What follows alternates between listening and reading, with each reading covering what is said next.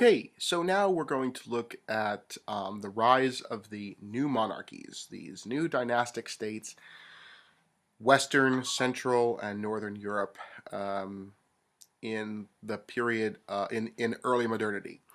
In many ways, this is a response to the breakdown of the feudal order in which um, those bonds of loyalty, of the lord-vassal relationship that had dictated so much of the Middle Ages, from the High Middle Ages onward, really broke down in the wake of the plague. And the one person to whom many in Western societies, especially the emergent uh, wealthy merchant banker classes, started to look to were the monarchs to restore order and to provide peace and stability in which um, money could be made, because money cannot be made when there is political and social chaos. So let's look at the characteristics first of some of these monarchs, then we'll look at specific examples of them.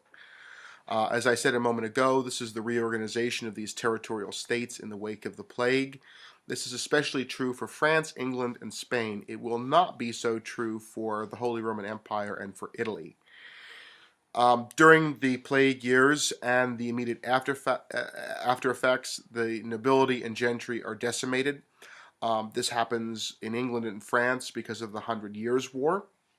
Um, it continues in England because not only do you have the Hundred Years' War, but then you also have the Wars of the Roses, which is this sort of dynastic civil war in which various noble families line up behind two wings of the royal Plantagenet family. And the warfare kind of continues until the Tudor monarchs of Henry VII, Henry VIII, and so forth come to power. The middle class that emerges between the aristocracy on one hand and the peasantry on the other, these wealthy merchant bankers types, will provide new sources of wealth and power and will very willingly hand that over to royal governments as opposed to noble governments, because royal governments have the power to favor particular merchants, particular banking families, and for loans, which bankers, of course, are going to make a hefty profit off of um, through charging interest. So that's all well and good. And sometimes it means that these wealthy families will be ennobled by the monarch. And in most cases, the reason why folks look to central governments is because the central government is much more equipped to wage long-term military conflicts. The French monarchy in particular. That was one of the lessons that the French learned from the Hundred Years' War, was that relying on powerful dukes to show up with their armies when they were needed was not something that was a very effective way of carrying out their policies. Most notably, during the Hundred Years' War, one French noble in particular, one of the most powerful of all the French nobles, the Duke of Burgundy, actually allied themselves not with the French king, but with the English king. And so that really sort of squeezed France between these two tremendous power centers, the power of the English monarch and the very powerful Dukes of Burgundy. In part, we will see that in order for the French to create a, um, a centralized, stable France, one of the things they have to do is neutralize the Duke of Burgundy. So this movement requires the formation of a central governing apparatus, and that means a lot of things that now the king is going to manage. He's not going to simply trust that to his nobles, to the traditional aristocracy around France or Spain or England or whatever country we're talking about. It means that the king is going to establish a mechanism for collecting taxes, rather than trusting that the local lord is going to collect taxes and then send some of that to the king. It means that the king is going to manage his own military affairs and will have a royal standing army as opposed to depending on nobles to show up with troops. It means that instead of having laws that apply in each territory according to that territory and its traditions and its origins going way back, in some cases before the end of the Middle Ages, in which you have a kind of a Roman law mixed with Germanic law. Things are all over the place. It means that there's going to be one centralized legal code that will apply to all Englishmen, to all Frenchmen, to all Spaniards, etc. They will try, at least toward these ends. Not always with great success. There will be a professional bureaucracy. There will have to be leaders within the government that are paid by, or who are given salaries by the government to carry out their duties, rather than relying on nobles to actually to perform certain offices as a matter of prestige and family honor, as it happened in the Middle Ages. It also means that there will be a corresponding reduction in the power of the Pope and the Roman Catholic Church and its clergy in the affairs of state. Throughout the High Middle Ages, from the time of the Gregorian reforms in the 11th century, remember, the popes had sort of exerted a greater deal of control over the church and the church's influence in society, and shaping policy, and providing clergymen to serve as advisors to monarchs and so forth. And it meant the interference of essentially a foreign power in the affairs of France or England or Spain. And all of these monarchs will do their best to really rid themselves as much as possible of any papal interference. We remember from an earlier lecture, this is what happened, let's say, in the time of Louis XII in France. He was able to wring out of the Pope the Concordat of Bologna, and that allowed him to have much greater control over appointing French clergy. We'll see that the Spanish monarchs, Ferdinand and Isabella, will be given basically complete control over the Inquisition in Spain. And when Henry VIII doesn't get his way in England, he declares himself the head of the church so he can rid himself of papal interference. So all the things that look very religious on one hand really have a lot to do with consolidating central power under the new monarchs. So let's look a little bit at France.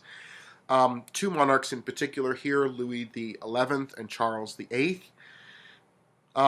Louis XI comes to power at the very end of the 100 Years' War, pretty much over by that point in time. So without having to deal with England, he can go after England's main rival, main ally, I should say, Burgundy. And he defeats the power of Burgundy, and therefore the French king really does not have to deal with any large internal opposition within France. Now, that should be said that the remaining Burgundian lands that are in what is today sort of like Belgium and parts of the Netherlands do still pose a threat, but they are actually outside of the territory of France itself. So, for instance, Mary of Burgundy will marry the Austrian Archduke and Holy Roman Emperor. And so Burgundy will still have a legacy of opposition to France because the Burgundian line of nobility will be fused into both the Spanish royal family as well as the Holy Roman Imperial dynasty.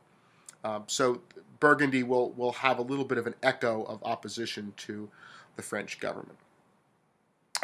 Louis XI also develops a royal army, a centralized army under his own command and his own generals. He starts to subject the clergy and nobility more to royal power and authority during this time. And he employs a finance minister named Jacques Coeur, who initiates a series of economic and administrative reforms that help to create a greater degree of uniformity in French economic and civil law codes. And helping, for instance, merchants to carry out their money-making abilities without much government interference.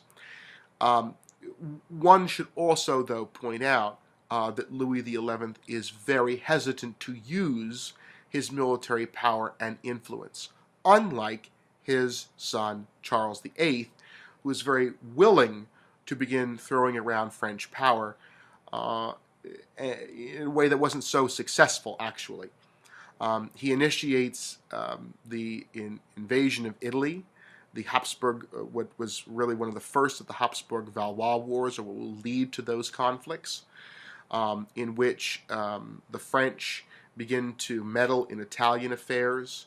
They're invited by the Dukes of Milan and don't really leave until, for all intents and purposes, the Habsburgs, both in Spain and in the Holy Roman Empire, forced them out of Italian politics.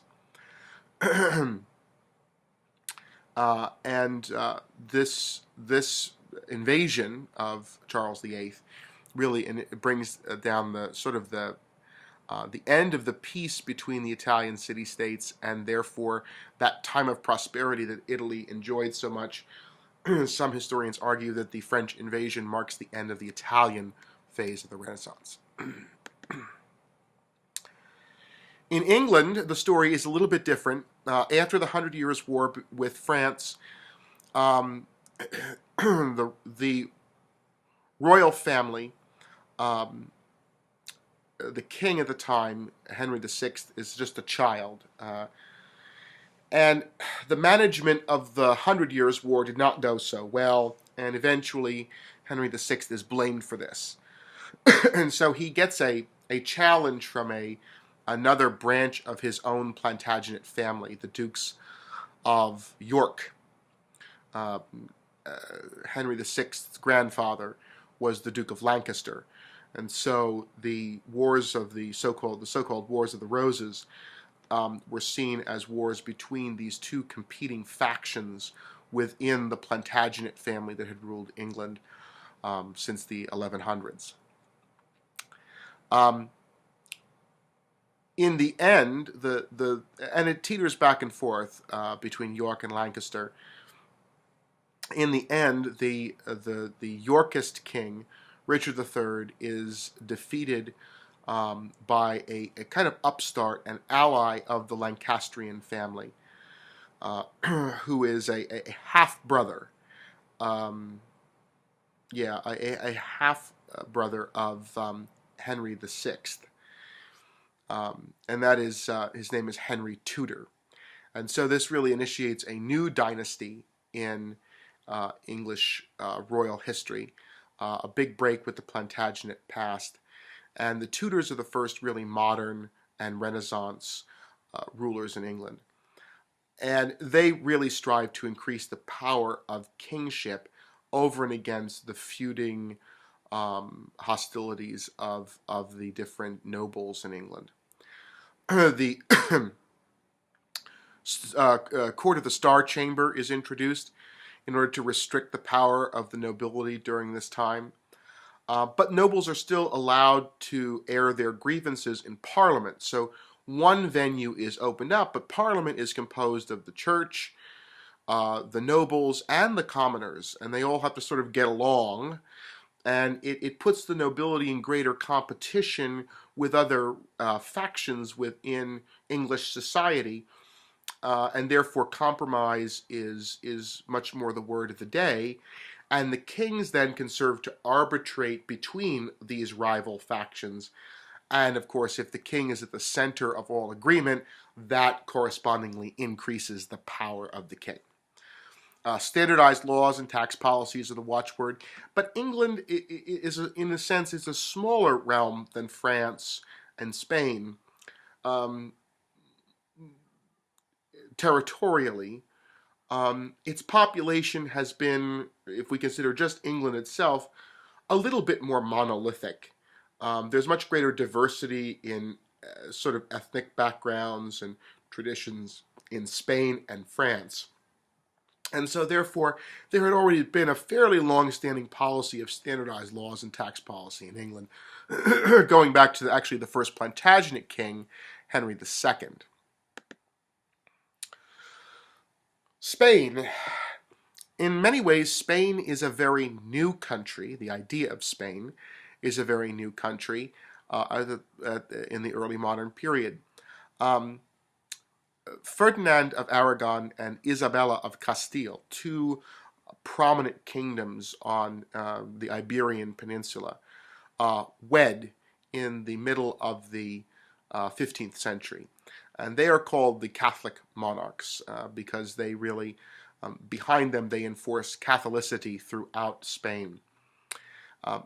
They jointly complete the Reconquista. So the last Muslim uh, sort of kingdom, the kingdom of Cordoba or Granada in the south, is finally defeated by Ferdinand and Isabella, and they rule over Spain jointly. However, it must be said that they do not unify their thrones. Ferdinand retains control of Aragon and its Mediterranean possessions, including the island of Sicily and Naples and Sardinia, as well as some North African strongholds that he controls. Castile, which is the much larger kingdom in Spain, will still be controlled by Isabella. And it must be said that when all of the New World conquests are made in South America and Latin America and so forth, they are all attached to the kingdom of Castile, technically. But they do cooperate jointly, and under their heirs, their children, for all intents and purposes, the throne will be unified. Although even someone like their grandson, Charles I, will have to deal with differences in laws between Aragon and Castile, and when he tries to enforce uniformity, actually ends up with a rebellion in Aragon. Cities ally with the monarchs to oppose noble power, so this is a bonus. The city town fathers and so forth do not like being told by the nobility what to do, so they find a very willing ally in the Catholic monarchs in opposing noble power.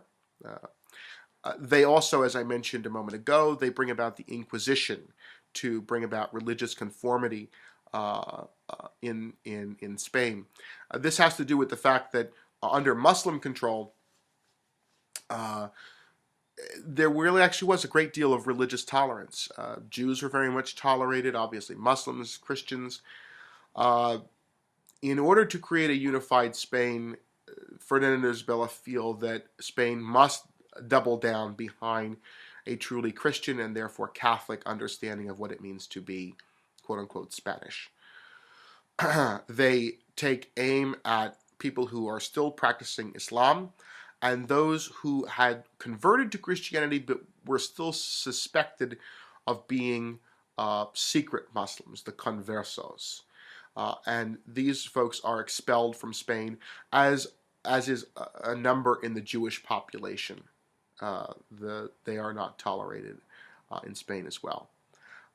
Isabella becomes an active supporter of church reform, and in part, it's one of the reasons why the reforming of the church in Spain means that the Reformation that happens in Europe in the 16th century really won't have that much of an impact in Spain. As a matter of fact, there will be a number of Spaniards who are influential in reforming the Catholic Church in response to Martin Luther and John Calvin and the rest of the Protestants.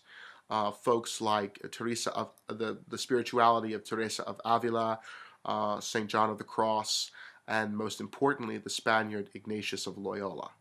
Will all be key figures in what's called the Catholic Reformation or the Counter-Reformation. The Holy Roman Empire is not a new monarchy. It is an attempt at central authority in the Holy Roman Empire will fail time and time again. We don't get a unified Germany until 1871. And that is largely a function of a couple of different things that happen in the early modern period. Partly because there are elections for the imperial throne. Okay? There are 300 nearly independent states. Sometimes you will have free imperial knights whose manor, who's just their own farm, is not subjected to any other landed prince. They answer directly to the Holy Roman Emperor. Cities will be free and independent.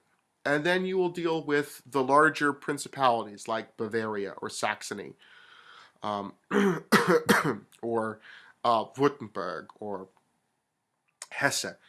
These are all real, Brandenburg. These are all fair to middling. Austria is a territory as well. These are all fair to middling powerful states. Some of them, Bohemia, for instance, is its own kingdom within the Holy Roman Empire.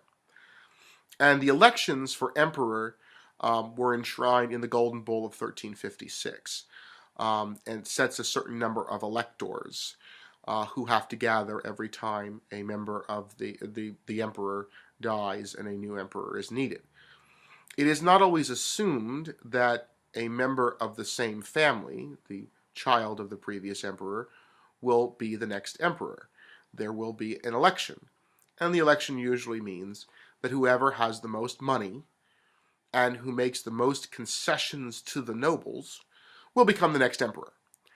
The Habsburg family, who we've encountered a couple of times already, who have their power base in Austria, really Austria is becomes such a sort of wealthy base of power and military might that the Habsburgs are always leading contenders, and eventually, by 1450 or so, it will only be members of the Habsburg family who will be elected.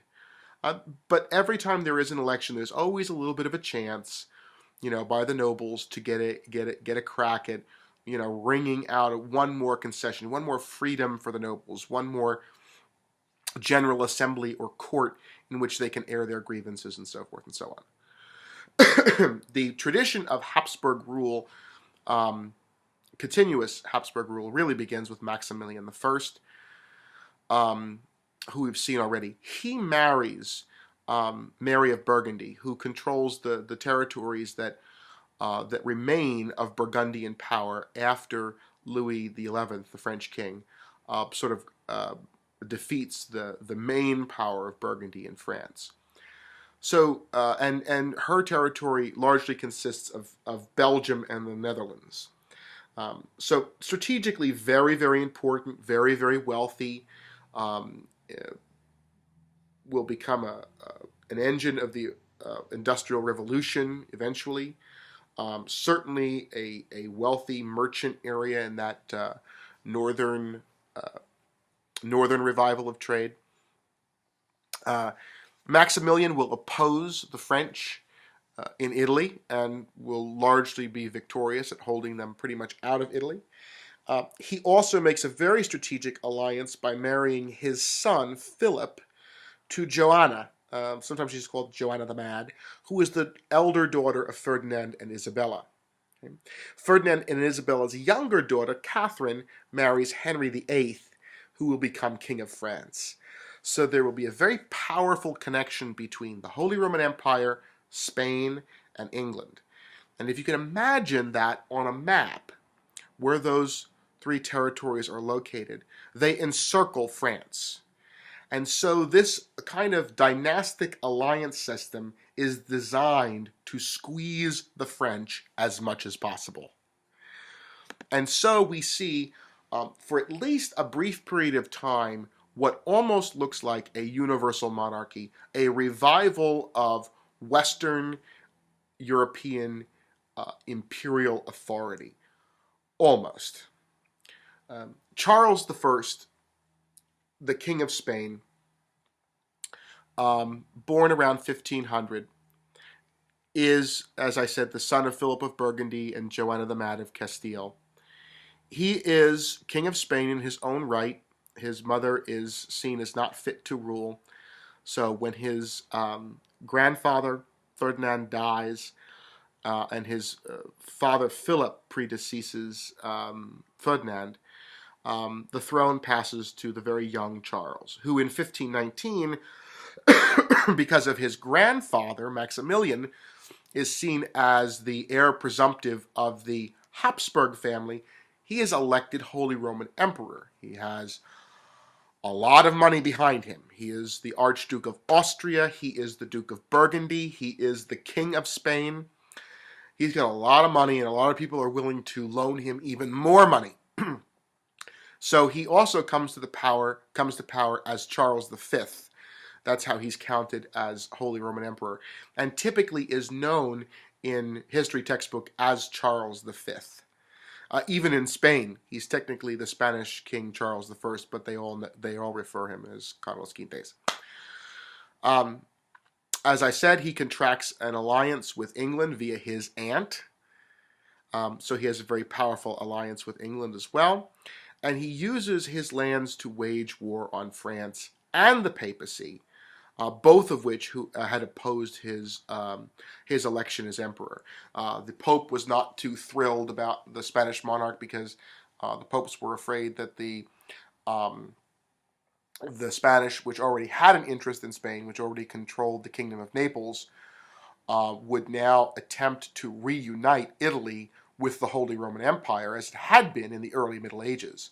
And this was not something the popes looked forward to. So the French actually looked for a very unusual source to ally with, and that's the Turks. They decide to go to the great enemy of Western and Central European Christendom and really go and contract an alliance with the Ottoman Turkish Empire in order to force Charles V to guard his eastern flank in Austria and in Hungary. That, combined with the Reformation, which erupts just prior to his election as emperor, will really keep him from realizing his goals in consolidating imperial control in Germany, extending that in Italy, and making France a potentially vassal state of a single Western European imperial monarchy. The first that we would see, really, since the time of Charlemagne.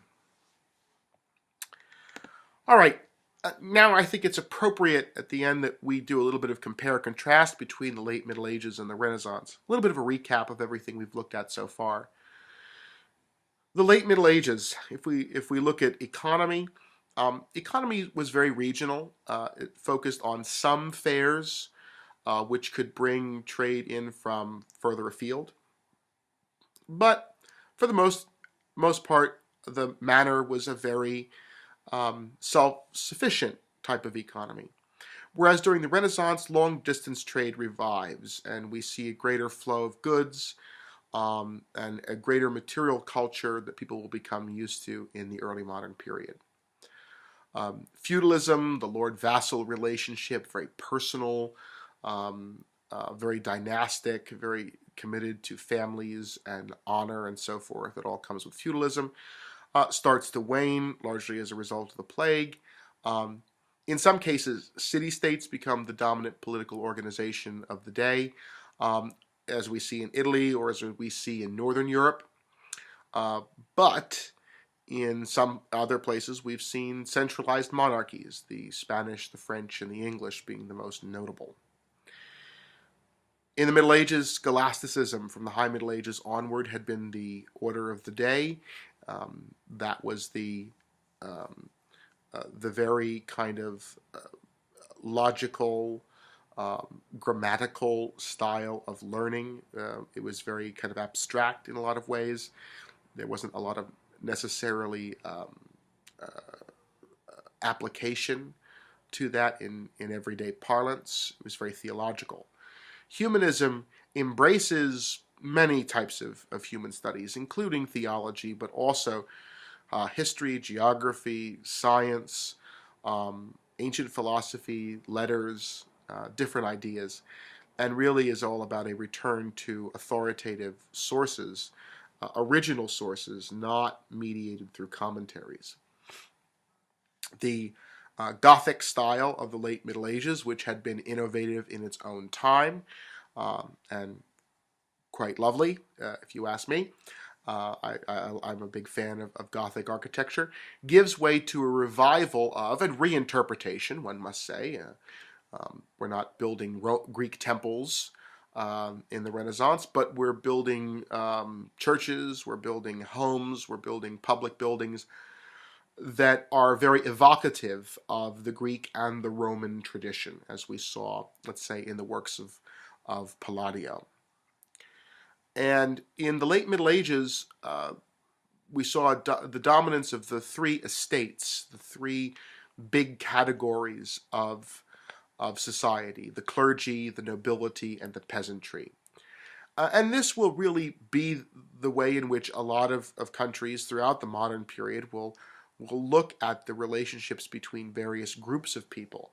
The Estates General of France, which will meet very infrequently, but even until 1789, will still be organized as clergy, nobility, and peasantry, or commoners. The English Parliament today, the House of Lords, represents the clergy and the nobility. The House of Commons represents everyone else. So when a law is passed in England, you'll still see the legislation will begin with the peers, spiritual and temporal and commons in Parliament enact. Right? So it still denotes that sort of medieval tradition. But in all practicality, the big new thing during the Renaissance is the emergence of middle-class merchants. And these folks aren't really middle class as we would think of them today. They're not humble. They're actually quite wealthy. But it's just that they aren't nobles, and they're a lot wealthier than most of the other peasants. Although technically, middle-class folks would still be considered peasantry, even though they lived in opulent villas and had, in some cases, much more money than the local nobleman over the hill. So, anyway, I hope you have appreciated this series on the Renaissance, and I look forward to any questions that you may have during class. So, again, thank you for listening.